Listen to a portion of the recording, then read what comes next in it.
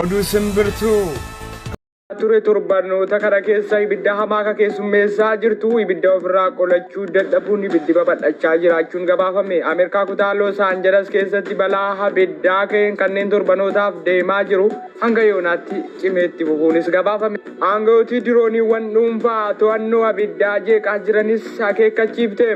Ibiddi bosonaa Los Angeles to'annoon ala ta'e lubbuu namoota 16 galaafachuunsaa gabaafame. Ibiddi bosonaa Los Angeles California USA keessatti mudate ammas to'annoon ala ta'uun namaa fi qabeenya irra miidhaa qaqqabsiisaa jiraachuun himame.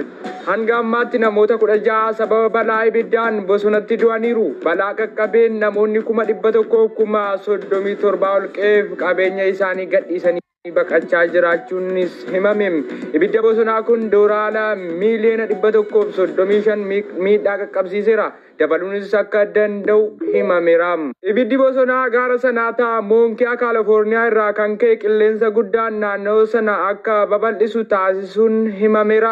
Akka gabaasa BBC'tti abiddicha to'achuuf carraaqqiin godhamaa jiru itti fufeeraa jedha. Jiraattonni kutaalee Los Angeles garaagaraa jiran ollaa isaanii gadhiisanii akka bahan yookaan gadhiisanii ba'uuf akka jiranus himamaa jira. Helikoophitarii fi xiyyaaronni hedduun ammallee ibidda dhaamsuuf yaalaa jiraachuunis himame.